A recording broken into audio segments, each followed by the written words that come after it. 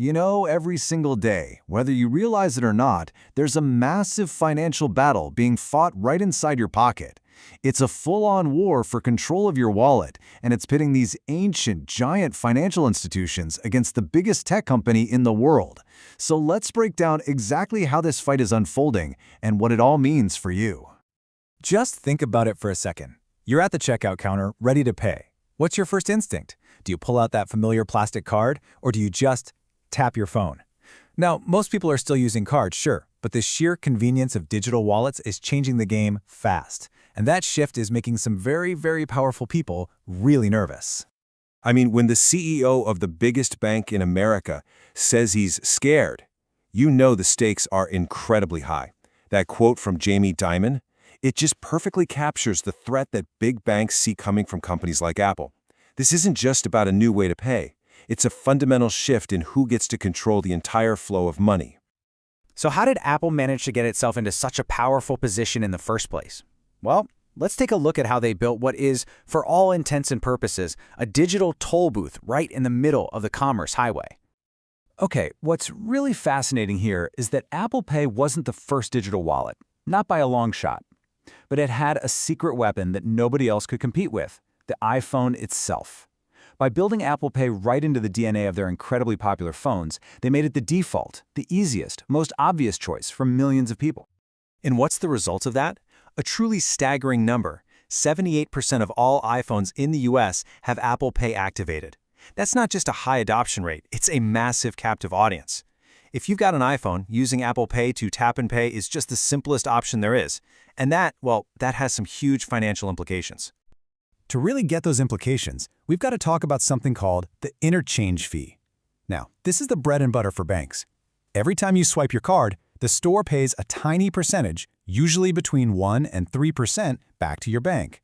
It's literally how they make money on all those card transactions. So here is the absolute genius, and for the banks, the terrifying part of Apple's plan. They found a way to get a piece of that action. Let's walk through it.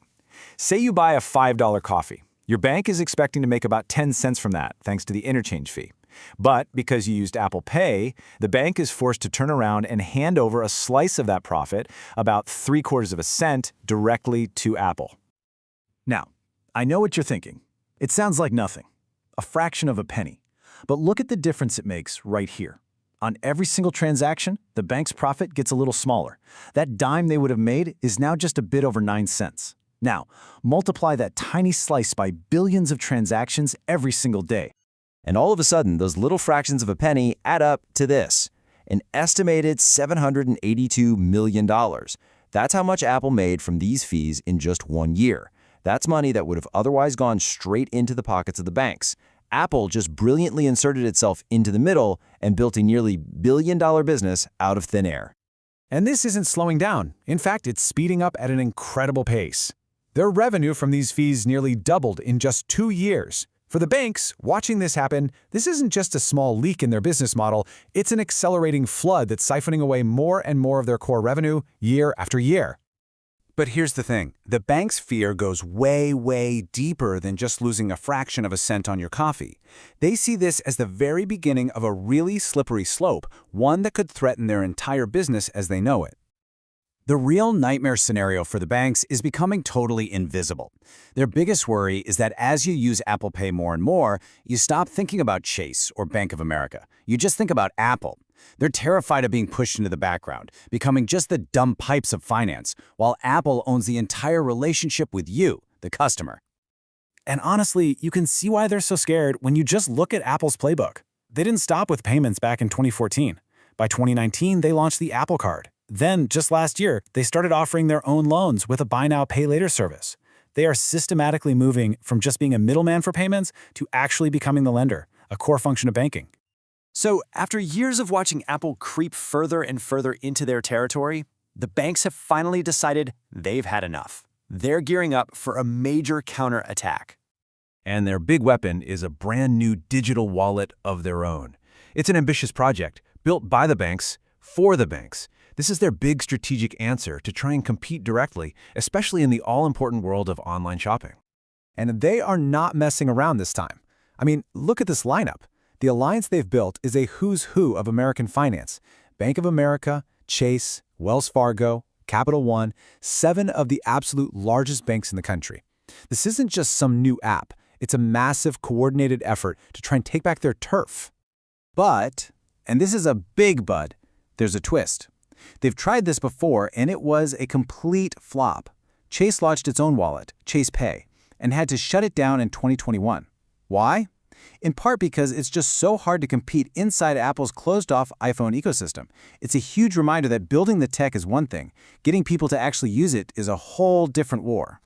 And all of this brings us to the ultimate endgame, because this really isn't just about who processes your payment for a cup of coffee anymore.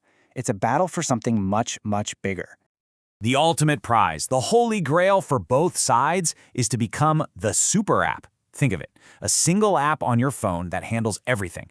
How you pay, how you shop, how you bank, how you borrow money. Whoever owns that app doesn't just own the transaction, they own all the data behind it.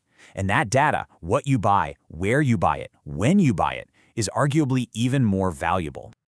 And that's what this all comes down to, really. The fight has evolved way beyond simple digital wallets. This is now an all-out war between big tech and big finance to determine who is going to be the central hub for your entire financial life. So, as this war for your wallet keeps heating up, the real question isn't just which company is going to win. The question is for you. Who do you trust more with your financial future? The tech giant that built your phone or the bank that's held your money for years? The choice, ultimately, is going to be yours.